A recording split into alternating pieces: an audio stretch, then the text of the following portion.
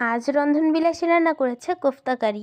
আসসালামু আলাইকুম সবাইকে, কেমন আছেন সবাই? আশা করছি ভালো আছেন। আলহামদুলিল্লাহ আমরাও ভালো আছি। তো কোফতা কারি করার জন্য এখানে চিকেন নিয়েছে। এখন চিকেনগুলোকে কেটে নিয়েছে।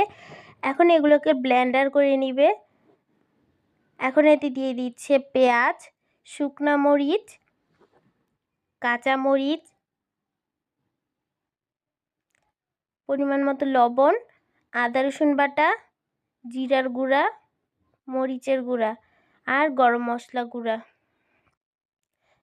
ব্লেন্ডার করা হয়ে গিয়েছে, অনেক সফট হয়েছে। এখন এতে ব্রেড দিয়ে দিচ্ছে। ব্রেড দিয়ে ব্লেন্ডার করে নিয়েছে। এখন এগুলোকে ভালো করে গোল গোল শেপে বানিয়ে নিতে হবে।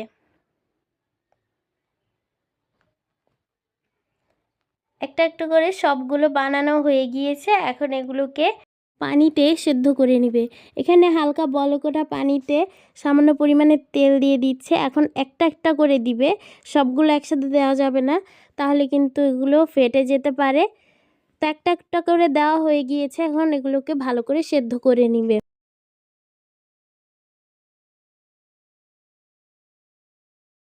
সেদ্ধ করা হয়ে গিয়েছে, এখন এগুলোকে উঠিয়ে নিবে। এখন ফ্রাই প্যানে তেল দিয়ে দিচ্ছে। তেলগুলোকে ভালো করে গরম করে এগুলো দিয়ে ভেজে নিতে হবে। হালকা ভাজা দিবে, বেশি ভাজার দরকার নেই।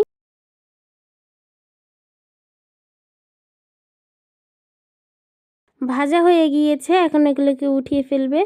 তো ফ্রাই প্যানে আবার তেল দিয়ে দিচ্ছে। এখন এতে দিয়ে দিচ্ছে কুচি করা পেঁয়াজ। পেঁয়াজ দিয়ে ভালো করে ভেজে নিবে। এখন এতে দিয়ে দিচ্ছে আদা রসুন বাটা। আদা রসুন বাটা দিয়ে ভালো করে নেড়ে দিবে।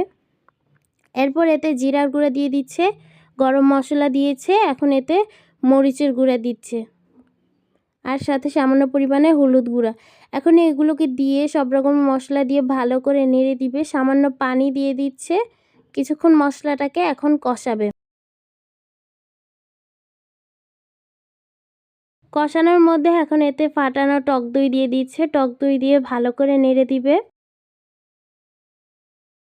এখন এতে পরিমাণ মতো লবণ দিয়ে দিচ্ছে। লবণ দিয়ে এখন এতে কোফতাগুলো দিয়ে দিচ্ছে। কোফতাগুলো দিয়ে ভালো করে নেড়ে দিবে। এখন এতে সামান্য পরিমাণে টমেটো সস দিয়ে দিচ্ছে। টমেটো সস দিয়ে ভালো করে নেড়ে দিবে।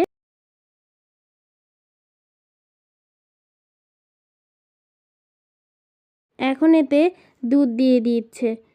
দুধ দিয়ে ভালো করে নেড়ে দিবে। নেড়ে কিছুক্ষণের জন্য ঢাকনা দিয়ে ঢেকে দিবে। কিছুক্ষণ পর ঢাকনা সরিয়ে দেখা যাচ্ছে অনেকটা হয়ে এসেছে। এখন এতে ধনিয়া পাতা কুচি দিয়ে দিবে। ভালো করে নেড়ে দিবে। হয়ে গিয়েছে রন্ধনবিলাসীর কোফতা কারি, মজাদার। ভালো থাকবেন সবাই। আল্লাহ হাফেজ। আসসালামু আলাইকুম।